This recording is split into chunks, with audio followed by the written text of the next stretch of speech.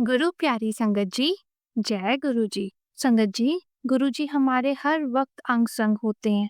हम जब भी कोई अरदास गुरु जी से करते हैं, वो बहुत पास होकर और बहुत जल्दी सुनते हैं। लेकिन संगत जी, कभी-कभी जवाब तुरंत नहीं मिलता, क्योंकि गुरु जी हमें वही देते हैं जो हमारे लिए सही समय पर सही होता है। गुरु जी के सामने हर वक्त बोलने की भी जरूरत नहीं होती। गुरु जी बिन बोले ही अपनी संगत की बात सुन लेते हैं। संगत जी, आज मैं आपको ऐसे ही 2 सत्संग सुनाने वाली हूँ जो मैंने दिव्य आभा में से लिए हैं। ये 2 सत्संग संगत जी, जिसमें एक सत्संग में तो गुरुजी ने इतनी जल्दी जवाब दिया कि हम उम्मीद भी नहीं कर सकते। लेकिन दूसरे सत्संग में संगत जी, गुरुजी ने आंटी को ये सोचने पे मजबूर कर दिया कि शायद गुरुजी आंटी को ब्लेस ही नहीं करेंगे। तो संगत जी, सबसे पहला सत्संग सुनते हैं। एक अंकल एक दिन ऑफिस जा रहे थे और रास्ते में उन्हें 20 साल का सिक्योरिटी गार्ड रोड पर गिरा हुआ मिला। उसे काफी लोग घेर कर खड़े थे, जैसे सड़क पर अगर कोई गिर जाए या चोट लग जाए तो लोग आसपास इकट्ठा हो जाते हैं, बस वही चीज थी। ये अंकल अपनी कार से उतरते हैं और उसकी हेल्प करना चाहते हैं। वो देखते हैं कि उसकी बॉडी से खून निकल रहा था और उसको देखकर ऐसे लग रहा था कि ये किसी भी टाइम पे कोलैप्स कर जाएगा। संगत जी, जो गुरु जी की संगत होती है, उन्हें हर जगह गुरु जी ही दिखते हैं और उनको हर परिस्थिति में गुरु जी ही याद आते हैं। तो यहाँ पे अंकल भी अपनी आंखें बंद करते हैं और गुरुजी से प्रे करते हैं कि वो उसे ठीक कर दे। संगत जी, अभी वो प्रे कर ही रहे होते हैं कि 30 सेकंड के अंदर अंदर वो सिक्योरिटी गार्ड खड़ा हो जाता है। और सिर्फ खड़ा ही नहीं होता है संगत जी, क्वेश्चंस उससे जो पूछ रहे थे उन्हें अच्छे से बताने भी लग गया था। संगत जी, वो अंकल हैरान हो गए कि गुरुजी से प्रे करते ही गुरुजी ने आंसर दे दिया, जबकि आसपास के लोग ये सोच रहे थे कि ये कैसे हुआ। लेकिन कहते हैं ना कि गुरुजी के आगे मेडिकल साइंस भी फेल हो जाती है, बस वही चीज थी। संगत जी, ऐसे बहुत से सत्संग होते हैं जो बताते हैं कि कैसे गुरुजी एकदम कृपा करते हैं।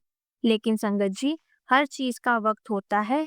ऐसा नहीं होता कि अगर हमने गुरुजी से अरदास की है तो वो उसी समय ही पूरी हो जाए। हमें गुरुजी पर विश्वास करना चाहिए और सब कुछ उन्हीं के हाथों में सौंप देना चाहिए। ऐसे ही संगत जी, मैं आपको एक दूसरा सत्संग सुनाती हूँ। ये उस समय की बात है जब गुरुजी अपनी फिजिकल फॉर्म में थे।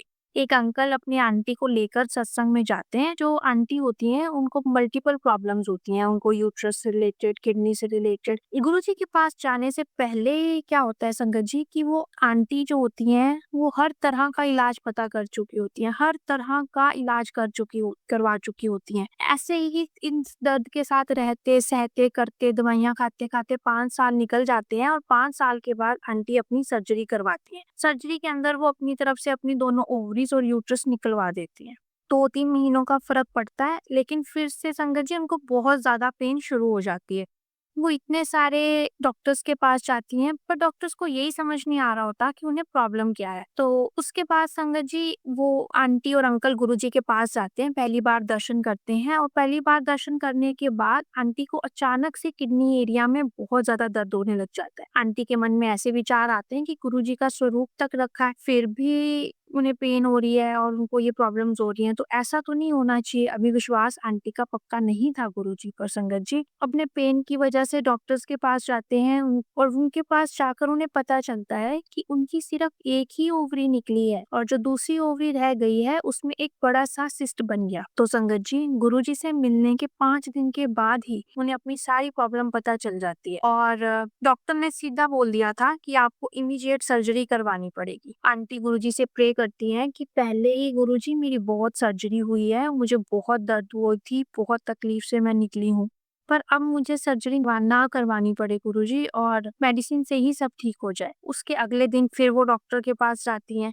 तो डॉक्टर कहता है कि सर्जरी जरूर होगी, सर्जरी के बिना इलाज ही नहीं हो सकता। तो आंटी उम्मीद छोड़ देती हैं और कहती हैं गुरुजी ने उनकी विनती को स्वीकार ही नहीं किया। अगले दिन जब अंकल सत्संग में जाने लगते हैं तो आंटी को भी कहते हैं कि चलो तुम भी चलो, तो आंटी मना कर देती हैं। वो कहती हैं कि जब लोग वहां अपना सत्संग सुनाएंगे तो उन्हें बुरा लगेगा कि गुरुजी ने सबको ब्लेस किया है पर मुझे ही ब्लेस नहीं किया, तो वो होप खो देती हैं। अंकल अकेले ही चले जाते हैं। तो संगत जी, जब लास्ट में संगत को माइक दिया जाता है अपना अपना सत्संग शेयर करने के लिए, तो संगत जी, सबसे पहला सत्संग जो शेयर होता है वो एक आंटी का होता है, जिसमें उन्हें सेम वही प्रॉब्लम्स होती हैं जो कि आंटी को पहले थी। जो आंटी सत्संग शेयर कर रही होती हैं, वो आंटी बताती हैं कि मेरी कितनी सारी सर्जरीज प्लान थी, लेकिन गुरुजी की ब्लेसिंग्स की वजह से एक भी नहीं हुई। तो वहां पर अंकल बैठे सत्संग सुन रहे होते हैं, उनको डायरेक्टली हिट कर जाता है कि ये मैसेज मुझे गुरुजी देना चाहते हैं, और उनके मन में ये विश्वास आ जाता है कि आंटी की सर्जरीज नहीं होंगी। तो ऐसा ही हुआ संगत जी। धीरे धीरे उस सत्संग के बाद धीरे धीरे आंटी इम्प्रूव होती गई, आंटी की तबीयत ठीक होती गई, और जो वो सिस्ट था वो सिर्फ 30% रह गया, जो कि दवाइयों से आराम से निकल गया। तो संगत जी, इस सत्संग में आंटी सोच बैठी थी कि गुरुजी ने उन्हें ब्लेस नहीं किया। नहीं संगत जी, ऐसा पॉसिबल ही नहीं है कि गुरुजी के शरण में कोई आए और वो उसे ब्लेस ही ना करे। गुरुजी ने तो खुद ही कहा है कि संगत जो बड़े मंदिर की बाउंड्री के पास से भी निकल जाती है, वो उसे भी ब्लेस कर देते हैं। तो फिर संगत जी, हम उन पर कैसे शक कर सकते हैं? सिर्फ गुरुजी ही जानते हैं कि हमें क्या देना है, कब देना है और कैसे देना है। बस उन पर विश्वास रखना और खुद को उन्हें समर्पित करना है। जय गुरुजी। शुक्राना गुरुजी।